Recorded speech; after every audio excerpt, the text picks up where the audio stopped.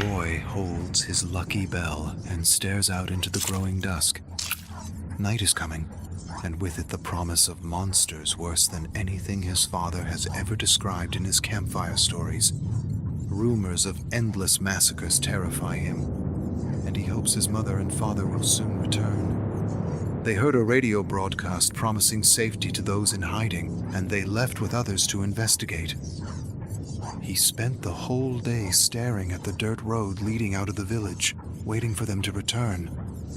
A few returned with wounds and horror stories, endless stories of death, destruction, and mayhem. He didn't understand any of them. They hate us. Why? Why do they hate us? Because the radio and the television tell them to. What did I ever do to them? You were born in newly created Nigeria. That's what you did. You were born a northerner. His grandmother approaches. Did you see anything out there? Philip shakes his head. If you see anything, if you see danger, ring your father's bell and hide with the others. Philip nods and stares at the bell. Will they come back? His grandmother hesitates for a long moment. I don't think so, Philip. They're hiding.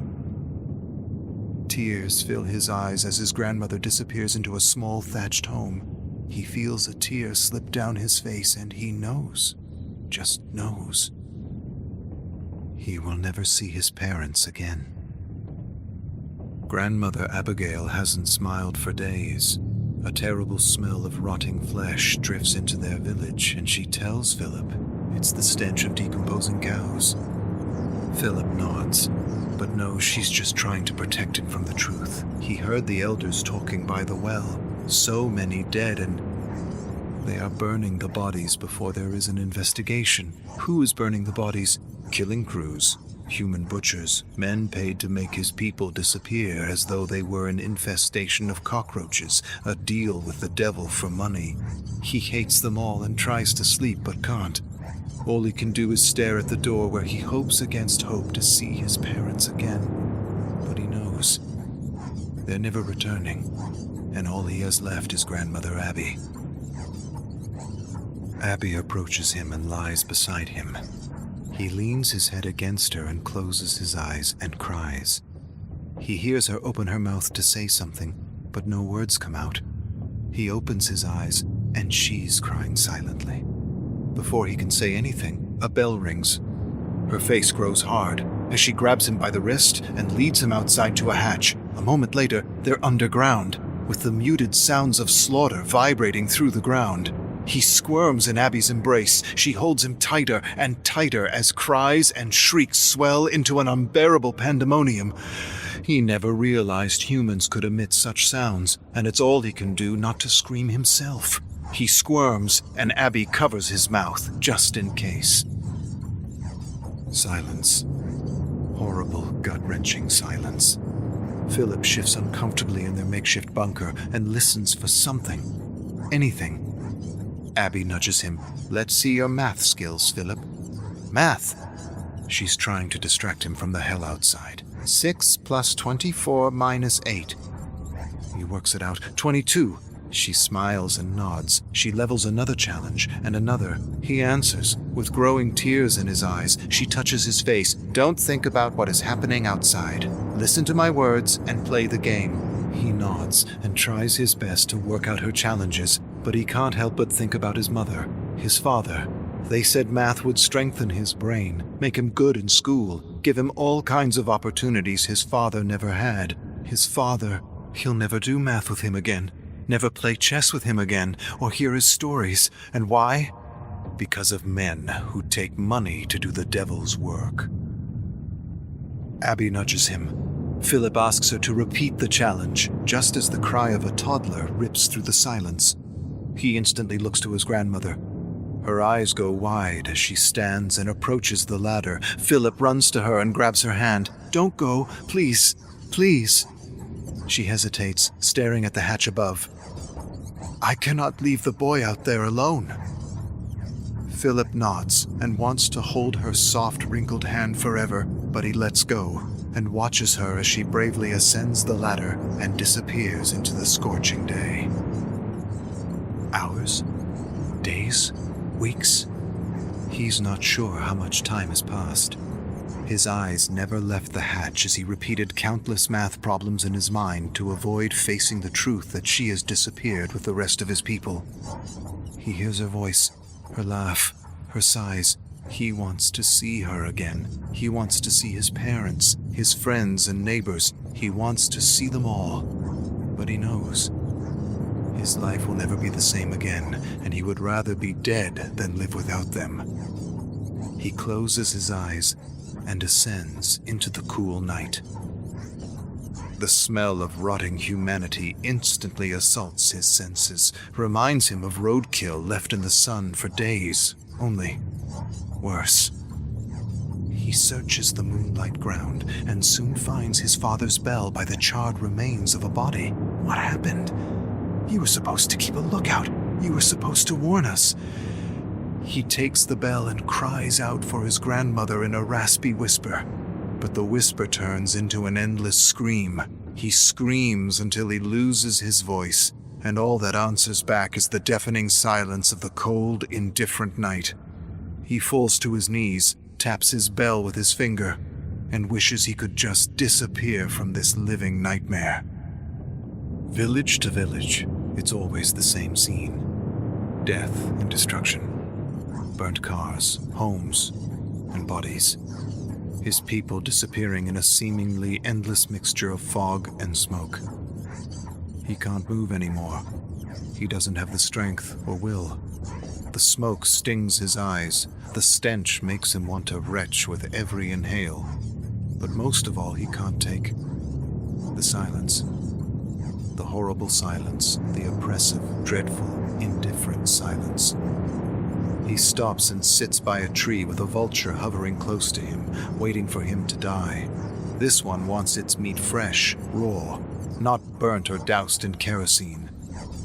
He closes his eyes for a moment and drifts away, far away. But soon he hears a voice like his mother's. He opens his eyes to see a woman and several muddied children staring at him.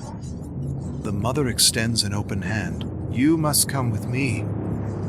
Philip doesn't answer. He can't answer. There's no warmth or wetness in his mouth. His throat is like sand. His eyes are like tar. The woman hands him a flask, and he drinks as though he's never had water before. She tells him her name is Funanya, and that he should come with her. "I don't want to run anymore. I want to die." The mother keeps her hand extended. "And that is why you must live. You must live to tell others what happened, to bear witness." Philip stares beyond the woman and fixes his gaze on one boy and two girls. He takes Funanya's hand, and together they trudge into the thick smoke and fog, refusing to be disappeared. Philip enters a home that's been ransacked by killing crews. There's blood splatter on the wall, and a dark, familiar stench. Philip doesn't want to think about what happened to the owners. For a moment he sees his mother approaching him, but then she disappears to reveal Funanya. She approaches Philip with some salvaged school supplies. Sometimes drawing helps get your mind off things. Philip shakes his head. He doesn't want to draw, and he doesn't want to do math. He doesn't want to do anything but wake up from this terrible nightmare. He stares at the other boy, Amika, as he draws a picture of his village. He has a dozen colors to choose from, but he only uses black. Funanya doesn't understand why, but none of the colors appeal to him. It's as though he stopped seeing color. Philip stares at the picture of the colorless village and steps outside where Nikki and Chica keep watch. He shows them his father's lucky bell, though he's not sure it's so lucky anymore. He hands it to Nikki, explains she should ring it if she sees anything. "I hate the smell of kerosene." Funanya nods and agrees with Philip. It's not the kerosene, but everything else attached to it. Nikki looks at Funanya and asks why the crews are burning everything. Funanya doesn't answer, and maybe she doesn't know. Philip turns to her. They are burning evidence. Nikki and Chica look to Funanya, and she nods. Philip hears his grandmother's voice. Death plus destruction equals good business for devils disguised as humans. Philip grinds his teeth and answers the disembodied voice. They should all be killed. Those who pay for murder and those who profit from murder. Funanya stares at him. Philip, don't say such things. They are trying to take our humanity from us, and that is the one thing they cannot have unless we give it to them. Philip feels his face harden. I don't want a sermon. I want my family back. I want them to pay for what they did. Funanya puts a hand on his shoulder. Pray to the angel of mercy that we survive so that we may bear witness. Philip stares past her at the growing night. I'd rather pray to the angel of death and watch them suffer. Forgive and be forgiven? I can't. I hate them. How can they take money to do such things? There will be justice, Philip. They will not get away with their crimes. Philip doesn't say anything. He doesn't say anything because, like his father, he believes that those with money, those who can afford killing crews and the quantities of kerosene required to burn humans by the thousands, can get away with any crime they choose to commit, even mass murder. She can pray for mercy all she likes. He'd rather pray for vengeance. Those who profit from murder are worse than animals. He can't get the idea out of his head that people would do such dreadful things for money. If he survives this, if he escapes this scorching hell, he'll have his revenge. He can't help but share his dark thoughts with Funanya, who says that an eye for an eye is not the way, that an eye for an eye would make the whole world go blind and plunge us all into infinite night. The world go blind? The world is already blind to what is happening to him and his people. To hell with the world. The world doesn't care. All this unrest and destruction was meant to happen. It was a mathematical formula to divide and conquer and rob his country of its beloved resources. He heard the elders say this 100 times. Funanya gives him more wise words from dead leaders, and he stops talking about revenge. For a moment, he thinks that maybe she's right. Maybe revenge is not the solution. Maybe the world will one day wake up from its slumbering indifference and help his people. Nicky hands Philip back his bell in the dark night. It's his turn to watch for killing crews, but he hasn't slept in days and his eyelids are stones. He holds his bell close to his heart, and for a moment, just a moment, he closes his eyes. Just for 1 minute. He awakens in the heat of the morning, with a start and a terrible feeling. He vaults to his feet and searches for his new friends. He finds one. Pieces of one. Of another. He's not sure. He hears someone moaning. He searches and finds Funanya. Not dead, but dying, sliced at every tendon, writhing in agony, covered in something golden. Honey. They poured honey over her, and a million tiny black things swim, drown, and gorge on the gold and crimson streams dripping from her open wounds. The ants are crawling under her skin and eating her alive. He kneels beside her and tries to swat them away, but it's no use. They're everywhere. Funanya whimpers and sputters blood as she tries to speak, but her tongue is missing and all that issues is a terrible rattling noise. Philip kneels before her. He doesn't know what to say or do. I fell asleep. I'm sorry. So sorry. But sorry doesn't put her back together again. Sorry doesn't get rid of the ants or bring back the children she was protecting. She barely scratches something with her finger in the dirt. I forgive.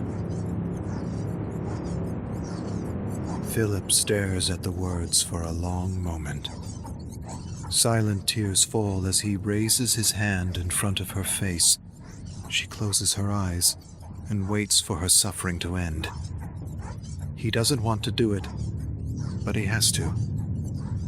He knows he has to. He closes his eyes and lowers his hand over her mouth and nose.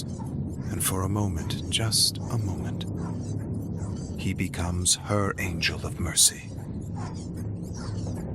Philip enters another decimated village under the cover of darkness and sees a crew. A killing crew. Maybe the very ones who killed his guardian. Maybe the very ones who killed his grandmother. His parents. No hell is good enough for these demons who would take money to disappear people. They're cooking something by a fire, laughing and making jokes at the expense of those they butchered. They talk about his people as though they were animals. No, less than animals. No one takes pride or ridicules the animals they slaughter. He's never seen anything like it. Dogs without humanity, that's what they are. Dogs.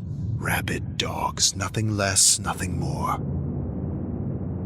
Something ancient tugs at him. He feels darkness like a tendril from another world take hold of his young, innocent heart, not young or innocent anymore. He hears Funanya's voice. Forgive and be forgiven. But he doesn't want to forgive, and he doesn't want to be forgiven. He wants them to suffer like they made his people suffer. He wants them to suffer for taking everything from him. He hears his grandmother's voice, trying to distract him from his dark thoughts of revenge with infinite math problems. But over her voice is the raging, maddening heartbeat of his hate. Her voice screams out equations and challenges, but he glares at the men. He feels kerosene coursing through his veins, and he's ready to explode. An eye for an eye, and the whole world plunges into infinite night. Good.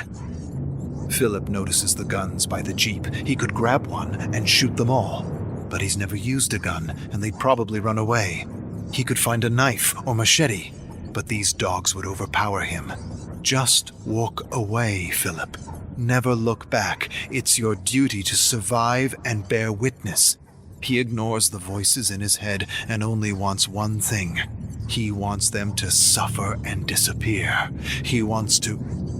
Yes. Take their kerosene and make them disappear the same way they made his friends and family disappear. In a swirl of smoke. And for a moment, just a moment, he is the angel of death swooping through infinite night.